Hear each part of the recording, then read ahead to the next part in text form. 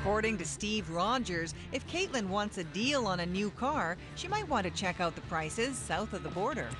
You must be Steve.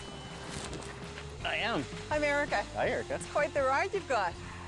Rogers' specialty is finding cars cheaper in the United States and bringing them back to Canada.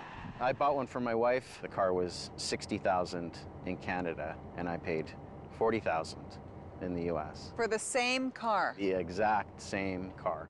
We do a little checking online ourselves and find lots of great deals too, even after we factor in the exchange rate. The manufacturer's price for a Subaru Legacy, $23,495 in Canada. Same vehicle just across the border, $2,000 less. Then there's the Honda CR-V. It's made in Canada, so it must be cheaper here, right? Turns out it's about $3,000 less in the States. Same goes for the Dodge Grand Caravan. It's also made in Canada, but sells for $7,000 less in the U.S. You know, I have a hard time with the fact that I'm paying more as a Canadian just because of where I live. And sure enough, even the new Beetle Caitlin would like is cheaper. Here is a brand new 2014 Beetle. In Canada, that car is $24,000 and change. Right. But in Bellingham, about an hour's drive from here in the States, that exact same car is $3,000 cheaper. Really? Have you ever thought about going to the States to buy a new car? It had never occurred to me, even though, like, obviously it occurs to me for other stuff. To see if Caitlin really could save a bundle, we ask around at those American dealerships. First stop, the Honda dealership in both cities, looking for that CR-V made in Canada, about $3,000 cheaper here.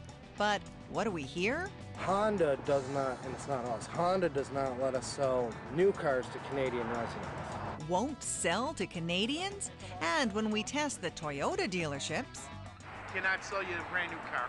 Excuse me? Cannot sell you a brand new car in Canada. strike two. The rejection continues at Chevrolet. Unfortunately, I can't sell you a new car down here. In Buffalo and Bellingham, we hear the same thing at dealer after dealer. Wow. What do you think about that, that they will not sell to Canadians? Yeah, after I just heard about this awesome deal, now it's snatched away from me just as fast. Does that sound fair? Not at all. Not fair, but not new to George Eny. He's the head of the Automobile Protection Association and hears a lot about car companies giving Canadians the cold shoulder.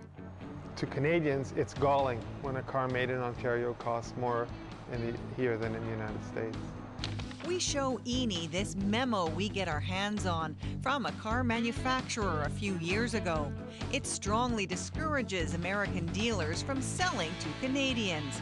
Says if they do, they'll no longer be eligible for program payouts or bonuses. What do you think of a memo like this? It's very heavy-handed. And evidence, he says, that car giants north and south of the border are working together to keep Canadians from buying some cars at cheaper prices. If we are going for free trade for the car makers, then it should to some degree be free, equally free for the consumer. Under orders not to sell to us, but dealers in our test give us all kinds of other reasons for why that's the case. So we put him to our expert, Steve Rogers. Starting with the dealer who tells us reason number one, it's the law. And they maintain that for whatever international tariff laws or transaction laws that U.S. citizens can only buy in the U.S., Canadian citizens only in Canada. Okay, whatever. There's no such thing as a Canadian law to prevent a car from crossing. How about reason number two? You have to live in America. If you have a residency in the USA or something like that, you can buy the car. I don't see how that comes into play with buying a car at all. Or maybe the problem is reason number three. The warranty isn't valid in Canada. So you could not sell me a new Santa Fe? You wouldn't have a warranty. Some manufacturers do not honor the warranty in Canada, but very few. But you'd hate to be the one that doesn't have the warranty. True. As we search for the reason Canadians are turned away at dealerships, only a handful give us the straight goods. Reason number four, the car companies make us do it. What they're afraid of, everybody from Canada would just come here and buy your cars, take them back home. And to make sure prices stay high in Canada, U.S. dealers who sell to Canadians tell us they can't. Or, reason number 5, we'll lose our franchise. If Honda finds out that's what happens, potentially we could lose the dealership. Yep, it's a system that shuts Canadians out of thousands in savings. It's strictly just a fictitious line that prevents us from driving across. Why is there this huge discrepancy in cost?